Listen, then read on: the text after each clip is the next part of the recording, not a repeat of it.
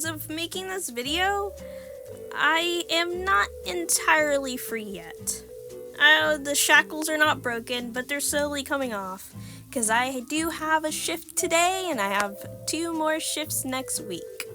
Although, I will be free, and I broke the news to my manager. So because of that, go ahead, grab some popcorn, a drink, and enjoy this video of me rambling about my old job for 24 minutes. Because it's a lot of rambling, but it's fine. It's okay. I am a lot happier. My experience at GameStop was actually pretty decent. Really decent, but also awful. I hated it, but I also loved it. It was a very love-hate relationship, a screaming, a crying type situation. A toxic relationship is how I like to describe it. Personally, that's just how it was working there. And you might be like, Sharky, you're being dramatic. And I'm like, no, that's how it felt. It's just how everything felt. So first things first, you might be wondering what is going on in the background.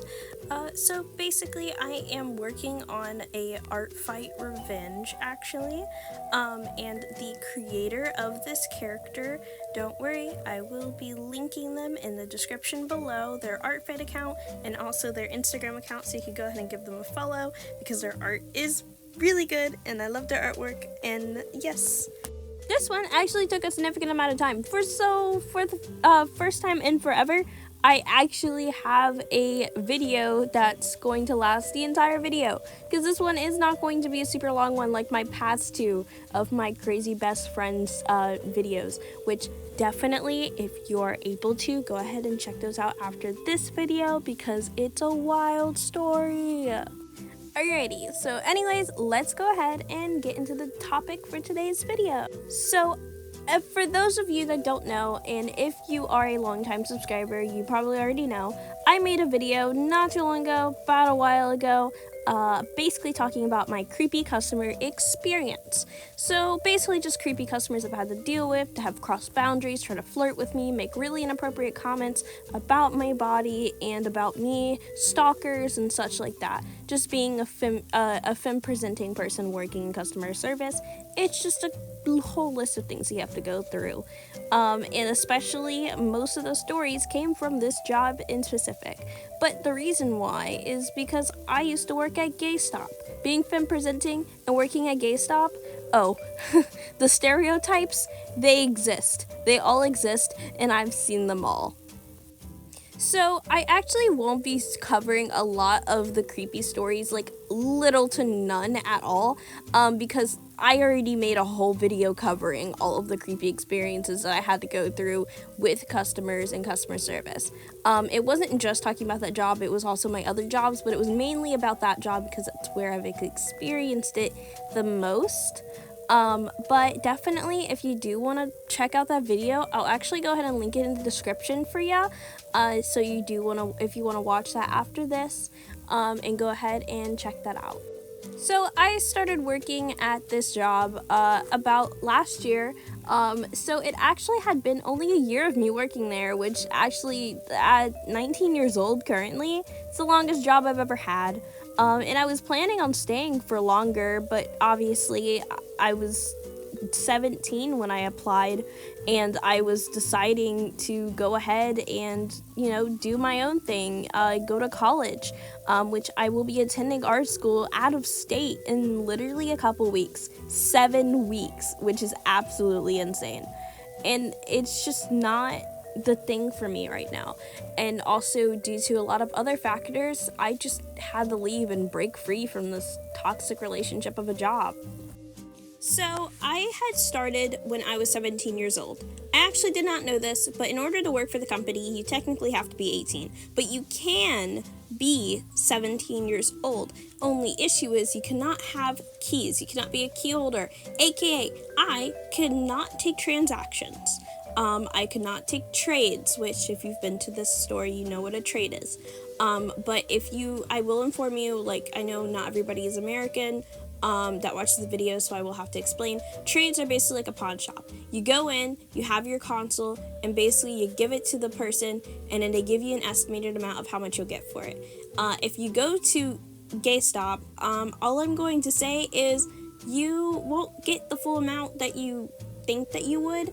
And people for some reason always thought that we employees could change the prices. No, the price is set by the company. We can't haggle, we can't change anything. All we do is stand there, smile, look pretty, trade your transaction, and hope that you get the hell out. That's about it. That's all we do, and that's what we get paid to do. We cannot change the prices. So basically that's what it is. You come in, sell your dusty, crusty Xbox, and then we give you the amount that we'll sell it for, give you cash, card, or even store credit. That's basically how the trading system works. It's basically like a pawn shop, but with a fancy name slapped on it.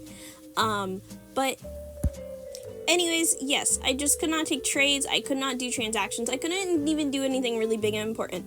As a seasonal worker at GameStop, what you do is make sure everything's clean, everything is in check. Ask customers if they need help, grab a product for them. You can't ring them out, you just grab the product for them if it's not a console or anything super expensive and you hand it to them, or you just help them and guide them, ask them what they need, and just clean the store.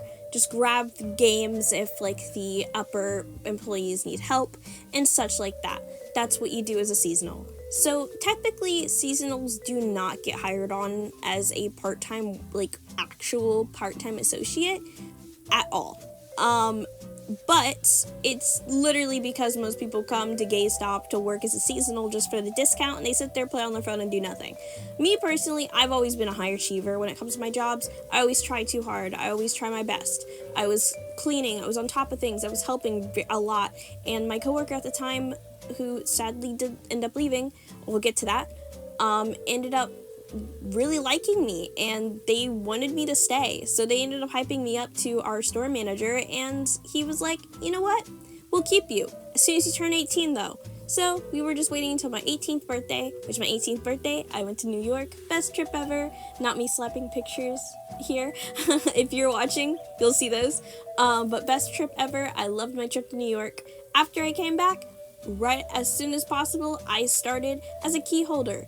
I started as a regular associate, and I was also getting better pay, because before I was getting $10 an hour, and then I started making $12, which a lot of you are probably like, oh my god, that's awful, but minimum wage in my state is $7, so that's just how it is. Yay! Can't wait. This is the beginning of my torment, I should say.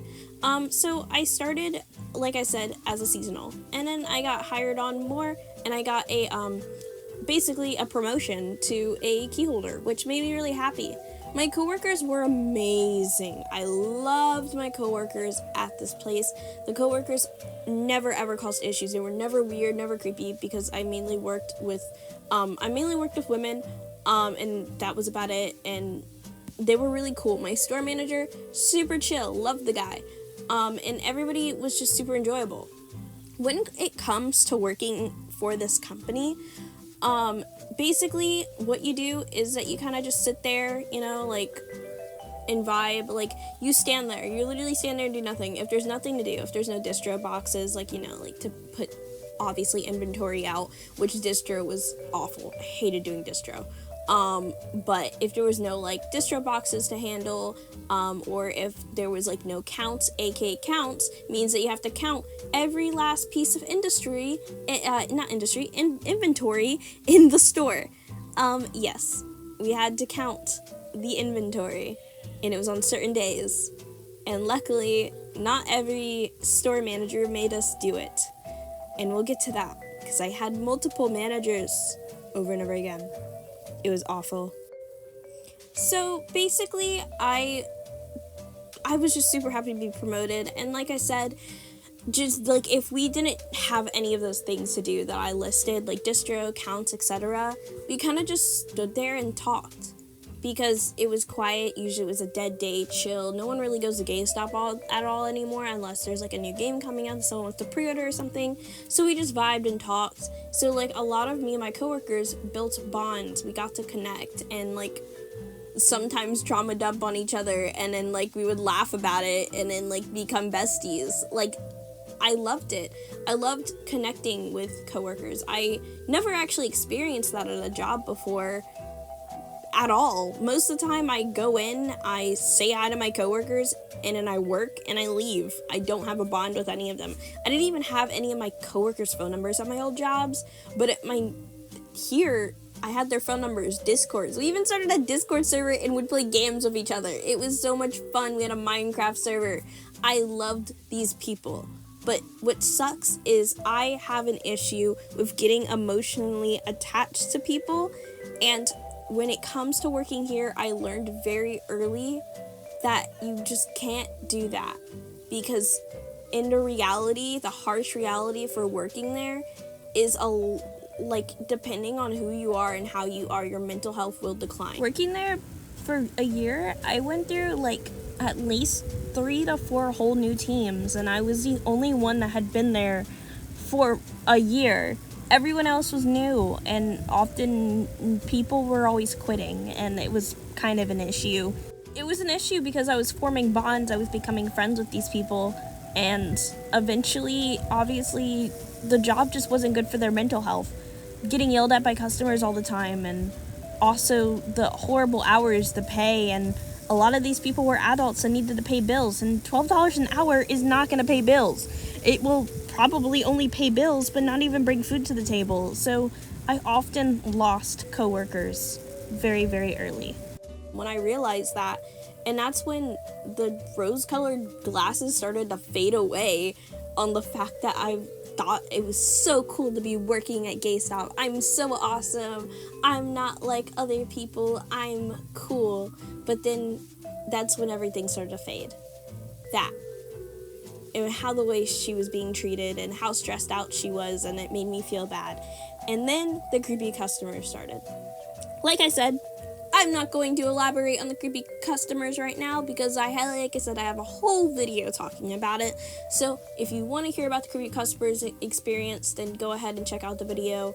Keep in mind, it's really uncomfortable because it's just gross. When I first started working, I was 17. I was a minor.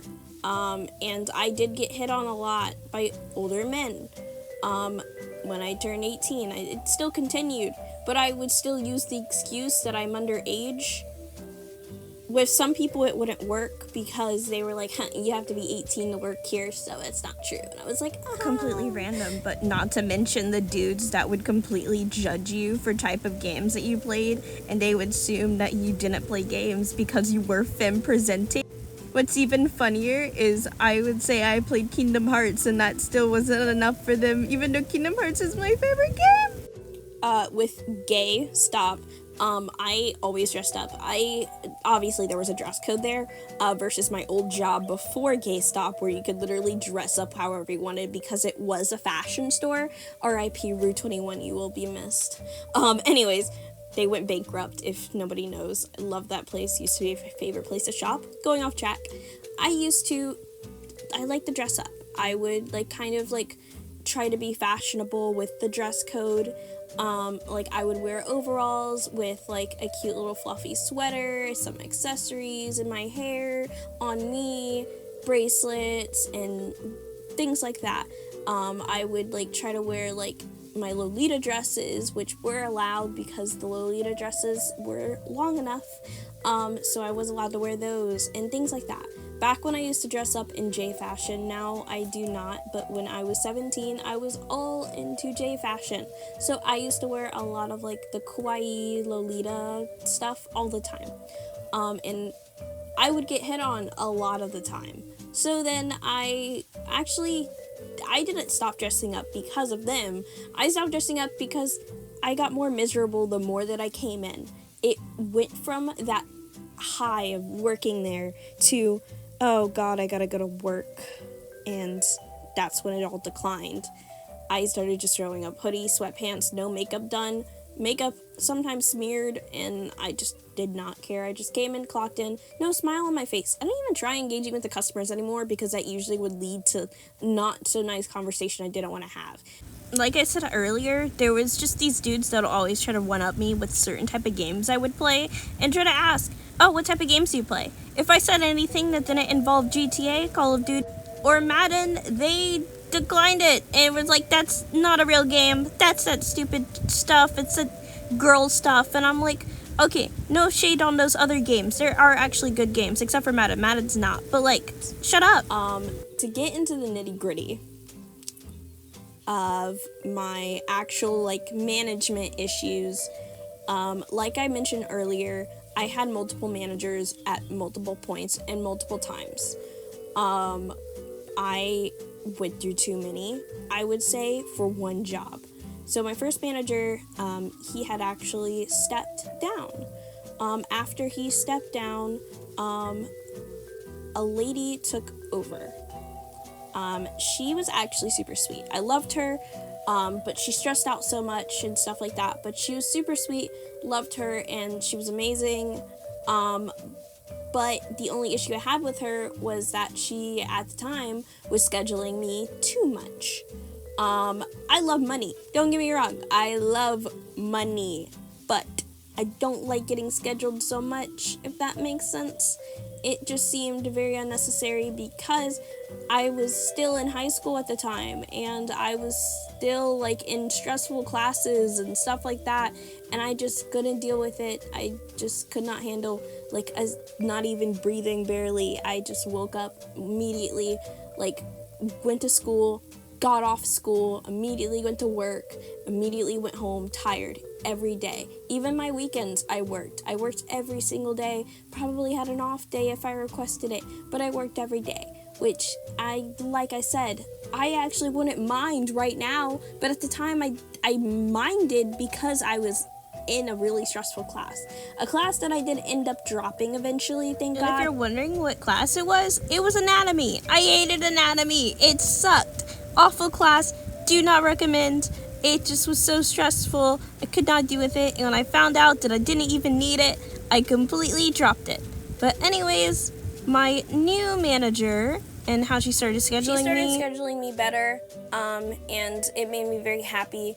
But I was also not getting scheduled as much as I'd like, which was totally fine.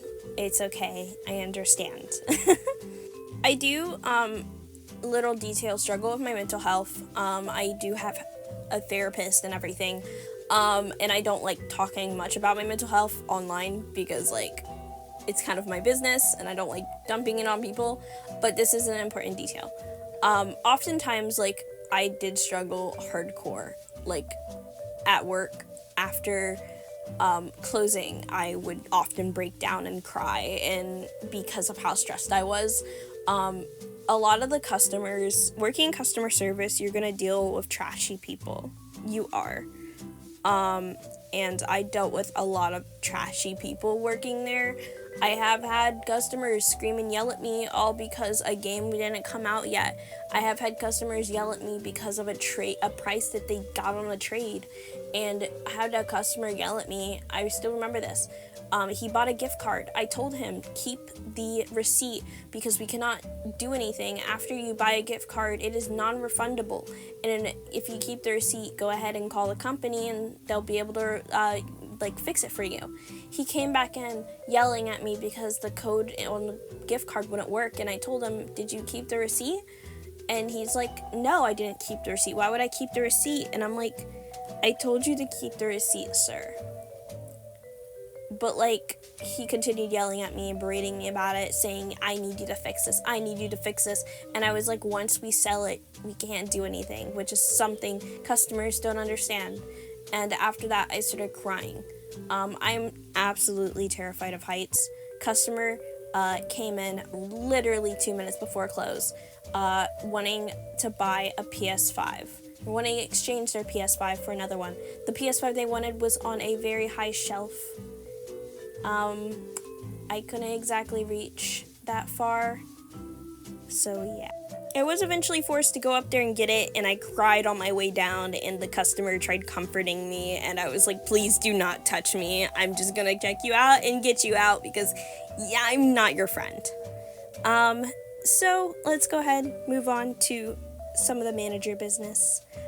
So like I said, a lot of my managers were not the best. Some of them were really, one of my managers loved her to death, loved her, but she left eventually, due to personal reasons. And then I got a new manager, which he did not last very long. He was weird.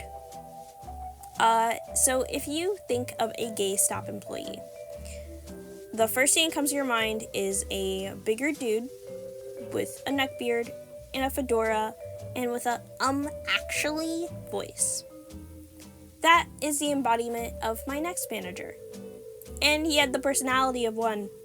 Would always try to have debates about anime, which I love anime, don't get me wrong, I would always debate about it too. Me and him had the same anime takes, that older anime is just better and a lot of the new anime is really bad. Like, I'm not a fan of Jujutsu Kaisen personally, or any of the other new animes that are out right now. I don't really like them. It's just not my thing. And me and him were talking about how a lot of the new anime fans are just kind of not it, and I 100% agreed. His takes on that were 100% real. We shared the same interests in anime, but then some of the things that he was saying was really weird, like about the fan service and things like that, and it made me kind of uncomfy, and I'm like, I don't want to talk about fan service with him. He also never did his job. He would criticize us for basically not doing our job, not doing what we're supposed to do, because there were certain things that we thought were manager jobs that our last manager was doing that we were told that we were supposed to be doing.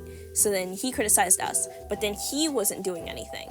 We never even saw him do a single transaction. He would always hand us the item and have us do it.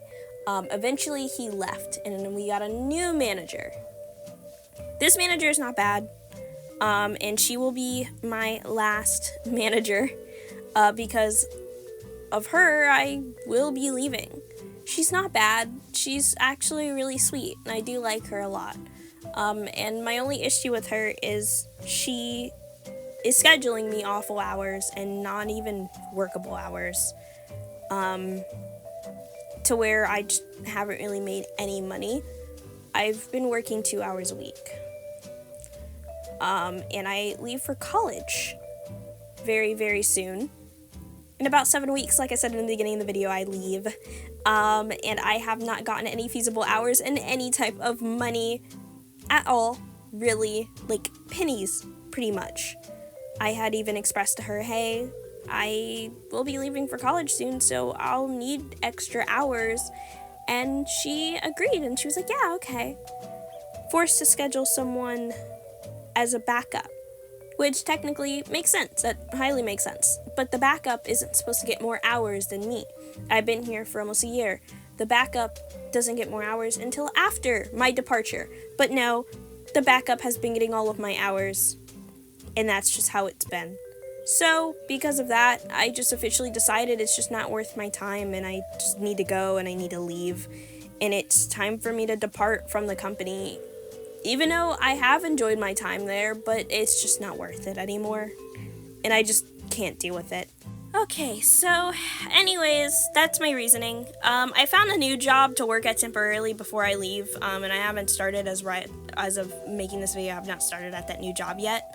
But real quick, I will go ahead and say, I have a GoFundMe for my college fund in the description below.